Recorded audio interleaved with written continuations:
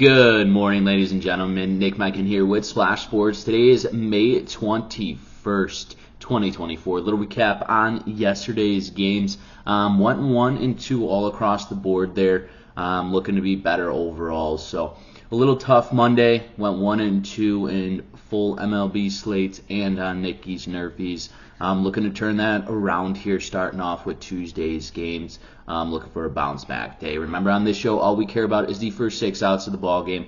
Plain and simple, a NRFI means no runs first inning, while a YRFI means yes runs first inning. But before I get in those plays, be sure to smash that like button for me and subscribe to my YouTube channel and toggle on that notification button.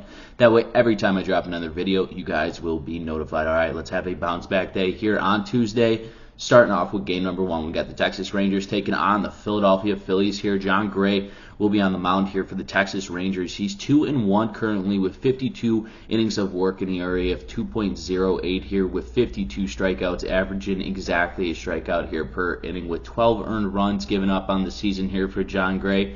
And he'll be matched up against the man for the Phillies, Ranger Suarez. He's 8-0. 59 innings of work in the area of 1.37 here with 58 strikeouts, just right under a strikeout here per inning. Is only allowed 9 earned runs. Every single start Ranger Suarez has had this season has resulted in a win here. He's getting a lot of run production when he's on the mound from the Philadelphia Phillies. You look at his last game against the New York Mets, he went 5 innings of work, 4 hits, and 2 earned runs. So clearly these Phillies offensively are scoring runs when Ranger Suarez is on the mound. And you look at John Gray's last start, he picked up a win in his last outing against the Guardians, going 6.1 innings of work, 6 hits, and no earned runs. I like John Gray to bounce back, or continue that success, I should say, not bounce back after he got his win, but to continue that success and filling it up against these Phillies hitters who do a lot of damage at the top of the order, but not as of recently. So that's why I like John Gray in this spot to get out of the bottom of the first unscathed. That's why in game number 1 between the Texas Rangers and the Philadelphia Phillies, we're smacking the NRFI.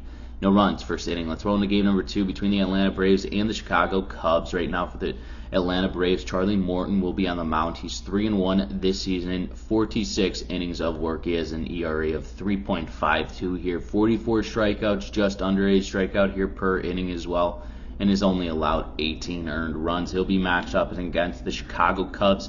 Javier Assad, who's 4-0 this season, 43.1 innings of work, an ERA of 1.49 here, 42 strikeouts, just under a strikeout per inning as well, and only 8 earned runs on the season. The Braves aren't getting a rest here, as they did play yesterday, Monday, against the San Diego Padres. That was a rainout, but ended up playing Monday, so they don't get an off day. Cubs were off on Monday. They're playing here back at home. And you look at Charlie Morton's last start for this Atlanta Braves team. It was a bad start, and it was against these Cubs. 3 innings of work, 5 hits, and 3 earned runs there for Charlie Morton. These two teams just played each other. Assad, his last start, he picked up the win against the Braves, going 5 innings of work, 4 hits, and no earned runs. I like both of these pitchers. Charlie Morton obviously is a veteran guy. He's not going to blow you away with anything special. He's more so a contact pitcher. So he's not going to overpower you, and Assad's going to do what Assad's been doing all year, especially at home with that crowd. So game number 2 versus the Atlanta Braves and the Chicago Cubs, we're smacking the NRFI also. No runs first inning.